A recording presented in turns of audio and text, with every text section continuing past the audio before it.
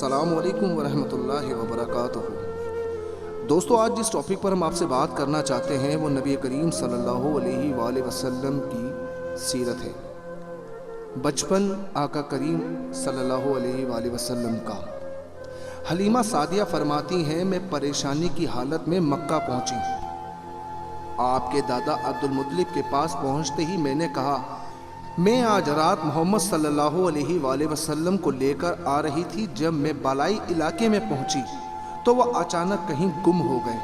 अब खुदा की कसम मैं नहीं जानती वो कहाँ हैं। अब्दुल मुत्तलिब ये सुनकर फौरन काबा के पास खड़े हो गए। उन्होंने आपके मिल जाने के लिए दुआ की, फिर आपकी तलाश में रवाना हुए। उनके साथ वर्का बिन नौफिल भी थे। गर्ज दोनों तलाश करते करते तहमा की वादी में पहुंचे। एक दरख्त के नीचे इन्हें एक लड़का खड़ा नजर आया। इस दरख्त की शाखें बहुत घनी थी। अब्दुल मुत्तलिब ने पूछा, लड़के तुम कौन हो? हजूर सल्लल्लाहु अलैहि वसल्लम चूंकि इस वक्त तक कद निकाल चुके थे, इसलिए अब्दुल मुत्तलिब पहचान न सके। आपका कद तेजी से बढ़ रहा था। जवाब में आपने फरमाया, मैं मोहम्मद बिन अब्दुल्ला बिन अब्दुल मुत्तलिब हूँ। ये सुनकर अब्दुल मुत्तलिब बोले, तुम पर मेरी जान कुर्बान, मैं ही तुम्हारा दादा अब्दुल मुत्तलिब हूँ। फिर उन्होंने आपको उठाकर सीने से लगाया और रोने लगे। आपको घोड़े पर अपने आगे बिठाया और मक्का की तरफ चले। घर आकर उन्होंने बकरियां और गायें ज़िबा की और मक्के वालों की दावत की। आपके मिल जाने के बाद हजरत हलीमा सादिया हजरत आमना के पास आई तो उन्होंने पूछा, हलीमा अब आप बच्चे को क्यों ले आई? आपकी तो ख्वाहिश थी कि ये अभी आपके पास और रहें। उन्होंने जवाब दिया, ये अब बड़े हो गए हैं और अल्लाह की कसम मैं अपनी जिम्मेदारी पूरी कर चुकी हूँ। मैं खौफ महसूस करती रहती हूँ कहीं इन्हें कोई हादसा न पेश आ जाए, लिहाजा इन्हें आपके सुपुर्द करती हूँ। हजरत आमना को ये जवाब सुनकर हैरत हुई। बोली, मुझे सच सच बताओ माजरा क्या है? तब उन्होंने सारा हाल कह सुनाया। हलीमा सादिया ने दरअसल कई अजीब व गरीब वाक़यात देखे थे। उन वाक़यात की वजह से वो बहुत परेशान हो गई थी। फिर सीना मुबारक चाक किए जाने वाला वाक़या पेश आया तो वो आपको फौरी तौर पर वापस करने पर मजबूर हुई। वो चंद वाक़यात हजरत हलीमा इस तरह बयान करती हैं। एक मर्तबा यहूदियों की एक जमात मेरे पास से गुजरी। ये लोग आसमानी किताब तौरात को मानने वाले दावा करते थे। मैंने उनसे कहा, क्या आप लोग मेरे इस बेटे के बारे में कुछ बता सकते हैं? साथ ही मैंने हजूर अकरम सल्लल्लाहु अलैहि वसल्लम की पैदाइश के बारे में उन्हें तफसीलात सुनाई। यहूदी तफसीलात सुनकर आपस में कहने लगे, इस बच्चे को कत्ल कर देना चाहिए। ये कहकर उन्होंने पूछा, क्या ये बच्चा यतीम है?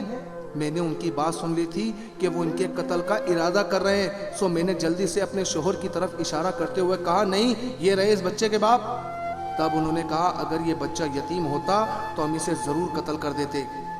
ये बात उन्होंने इसलिए कही कि उन्होंने पुरानी किताबों में पढ़ रखा था कि एक आखिरी नबी आने वाले हैं, उनका दीन सारे आलम में फैल जाएगा, हर तरफ उनका बोलबाला होगा, उनकी पैदाइश और बचपन की ये अलामात होंगी और ये कि वो यतीम होंगे। अब चूंकि उनसे हलीमा सादिया ने ये कह दिया था कि ये बच्चा यतीम नहीं है, तो उन्होंने ख्याल कर लिया कि ये वो बच्चा नहीं है।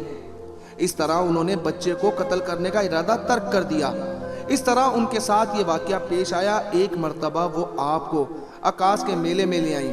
जहालियत के दौर में यहाँ बहुत मशहूर मेला लगता था। ये मेला ताइफ और नखला के दरमियान में लगता था।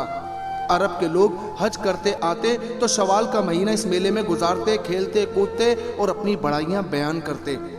हलीमा सादिया आपको लिए बाजार में घूम रही थी कि एक काहन की नज़र आप पर पड़ी। उसे आप में नबूवत के तमाम अलामात नजर आ गईं।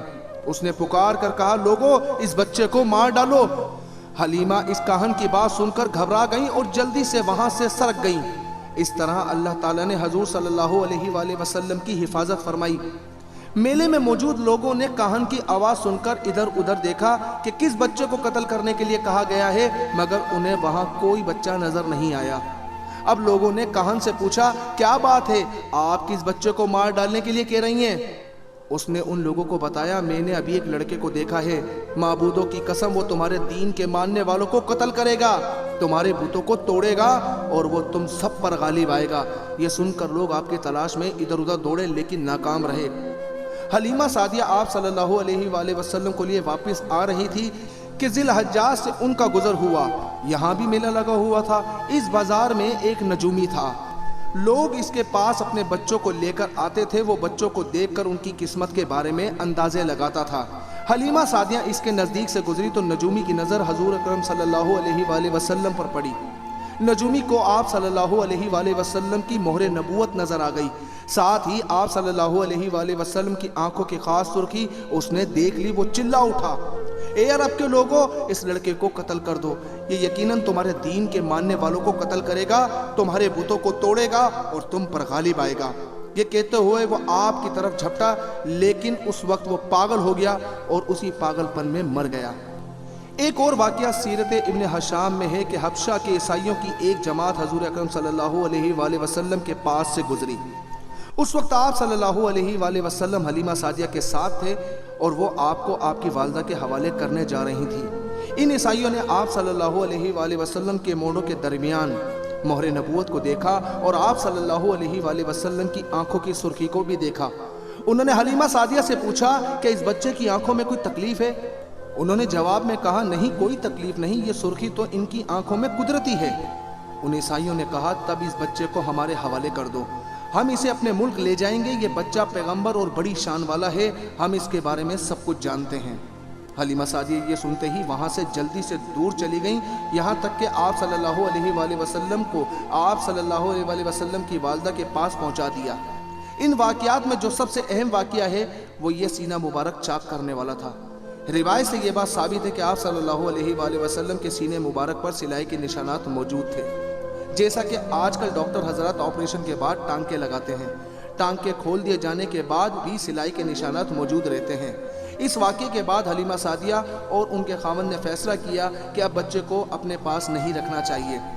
جب حضرت حلیمہ سعدیہ نے آپ صلی اللہ علیہ وآلہ وسلم کو حضرت آمنہ کے حوالے کیا، اس وقت آپ صلی اللہ علیہ وآلہ وسلم کی عمر 6 سال تھی۔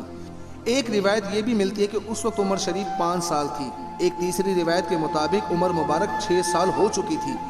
جب حضرت حلیمہ سعدیہ نے آپ صلی اللہ علیہ وآلہ وسلم کو حضرت آمنہ کے حوالے کیا تو اس کے کچھ دنوں بعد حضرت آمنہ انتقال کر گئیں، والدہ کا سایہ بھی سر سے اٹھ گیا۔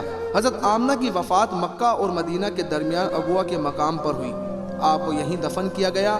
ہوا یہ کہ آپ صلی اللہ علیہ وآلہ وسلم کی والدہ آپ صلی اللہ علیہ وآلہ وسلم کو لے کر اپنے میکے مدینہ منورہ گئیں۔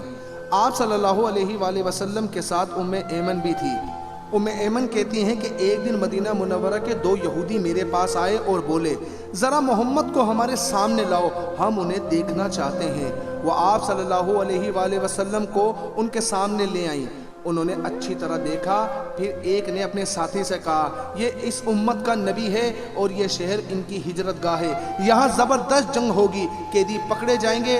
آپ صلی اللہ علیہ وآلہ وسلم کی والدہ کو یہودیوں کی اس بات کا پتہ چلا تو آپ ڈر گئیں اور آپ صلی اللہ علیہ وآلہ وسلم کو لے کر مکہ کی طرف روانہ ہوئیں، مگر راستے ہی میں ابوا کے مقام پر وفات پا گئیں۔ دوستو، یہاں پر ہماری اس قسط کا اختتام ہو جاتا ہے۔ اگلی قسط تک انتظار کیجیے گا اور اپنی رائے کومنٹ سیکشن میں اس ویڈیو کے حوالے سے ضرور دیجیے گا۔ ہم وقتاً فوقتاً نبی علیہ السلام کی سیرت مبارک آپ سے شیئر کرتے رہیں گے، لیکن آپ کے کومنٹس بہت ضروری ہیں، اپنی رائے سے ضرور آگاہ کیجیے گا۔ ملتے ہیں اگلی ویڈیو میں، تب تک کے لیے اپنا بہت سارا خیال رکھیے گا۔ السلام علیکم ورحمۃ اللہ وبرکاتہ۔